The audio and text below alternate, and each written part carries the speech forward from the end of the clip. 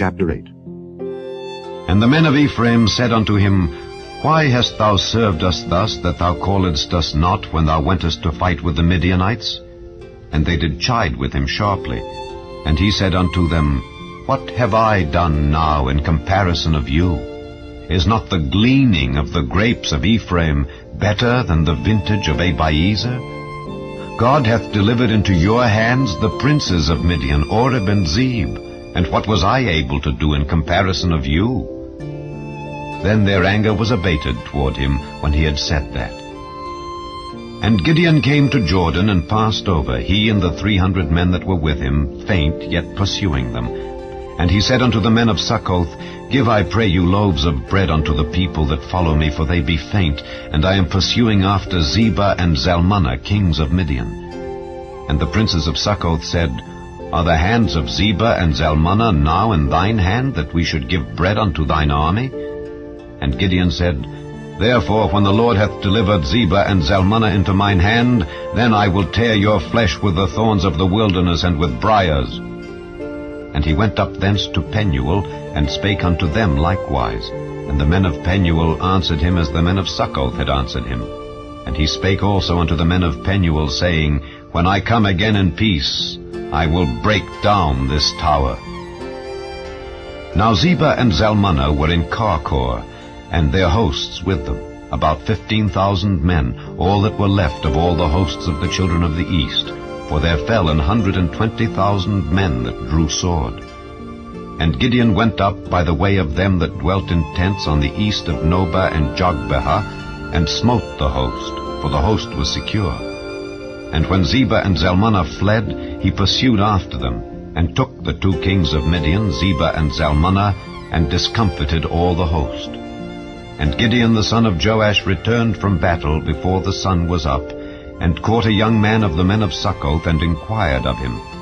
And he described unto him the princes of Succoth, and the elders thereof, even 17 men. And he came unto the men of Succoth, and said, Behold, Zebah and Zalmunna, with whom ye did upbraid me, saying, Are the hands of Zebah and Zalmunna now in thine hand, that we should give bread unto thy men that are weary? And he took the elders of the city, and thorns of the wilderness and briars, and with them he taught the men of Succoth. And he beat down the tower of Penuel, and slew the men of the city.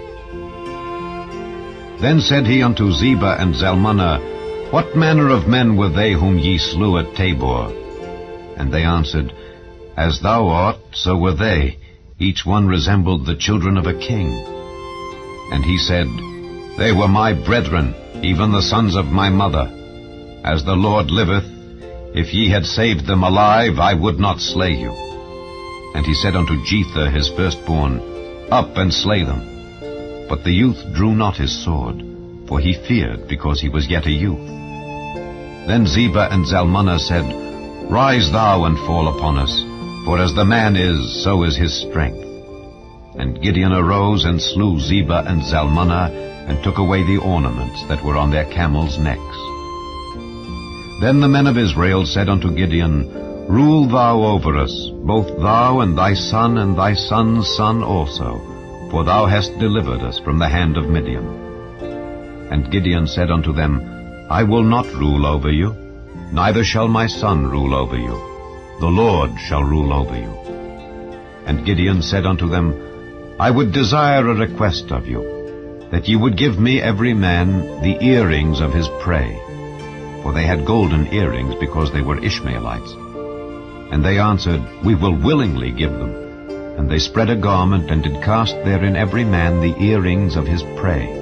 And the weight of the golden earrings that he requested was 1,700 shekels of gold, beside ornaments and collars and purple raiment that was on the kings of Midian, and beside the chains that were about their camels' necks.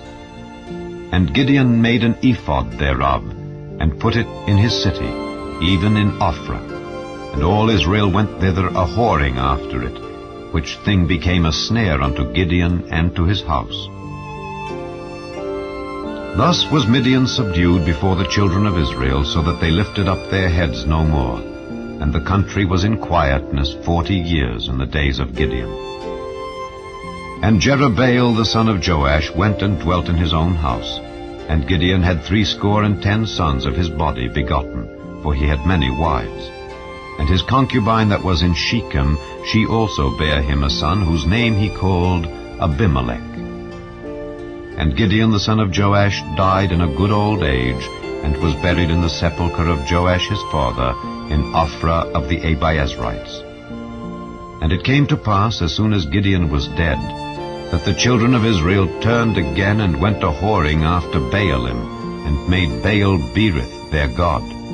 And the children of Israel remembered not the Lord their God, who had delivered them out of the hands of all their enemies on every side.